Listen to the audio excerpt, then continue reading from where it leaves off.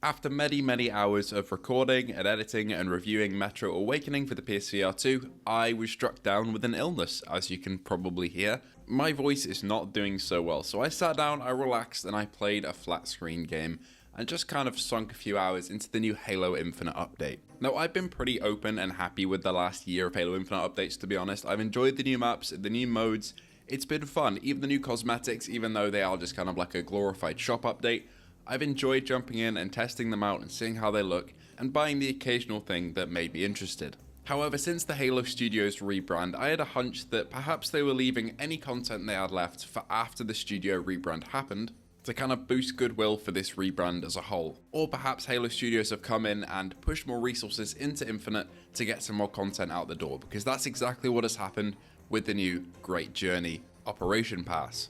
There are 4 main points to this update. Starting with, of course, the shop, because there is no Halo Infinite update without a new monetization method. And through Great Journey, it is the introduction of a bunch of Halo 2 themed cosmetics. Chief's armor from Halo 2, the Arbiter's armor from Halo 2, and a couple of other cosmetics like the sniper rifle and rocket launcher do look pretty good. The sniper rifle does look a little bit wonky compared to how it looks in Halo 2, but the rest of them look pretty damn great. Although I would have much preferred if we got playable elite instead of just an armor set looking like the Arbiter, but I understand that Halo Infinite is in such tech debt nowadays that playable elite is not a thing that's going to happen in this game, so I'll take what I can get.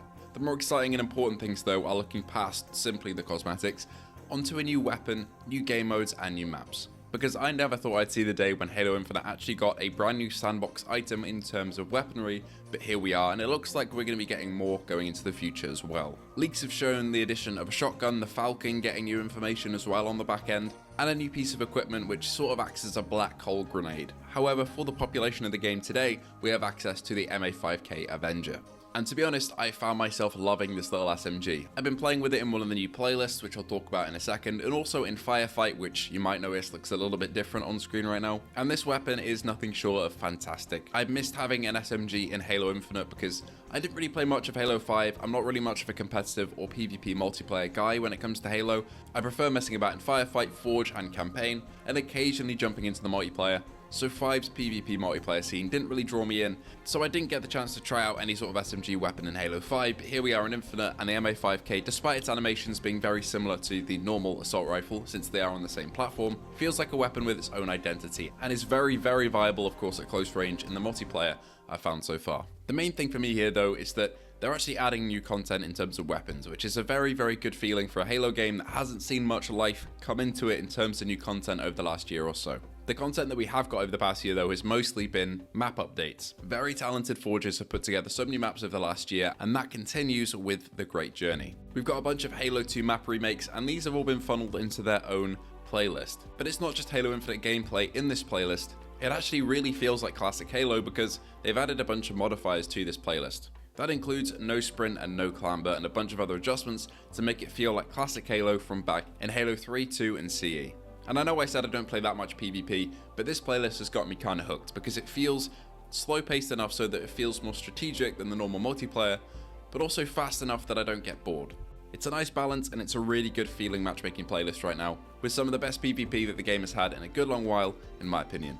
Outside of this though, we also got a brand new firefight mode, which is the addition of third person. When this was announced, I was a little bit worried. Not because I'm opposed to third person being in Halo. I mean, every time you pick up a mounted weapon and fire at an enemy with it, that puts you into third person in every single Halo game. Every time you jump into a vehicle, you're put into third person. So I wasn't really opposed to that as an idea, but I was a little worried that the implementation would be half-assed, for lack of a better word. I was worried it would feel janky and awful, and I'm happy to report that it doesn't. Halo Infinite's third-person mode genuinely feels good, and of course there are a couple of little things to iron out, like some people have been able to shoot around walls using a certain exploit, but that's why this is debuted in Firefight and not in PvP, meaning that you're not really going to get frustrated because everybody's just shooting at the Banished. And even if this is just a little thing to kind of show off your cosmetics to the player and make you buy more, because you're able to actually see your Spartan in gameplay now, it still is a fun spin on Firefight, and that's a new dynamic that I'm really happy with, and really enjoyed playing. Overall, even though I do play Halo Infinite fairly regularly,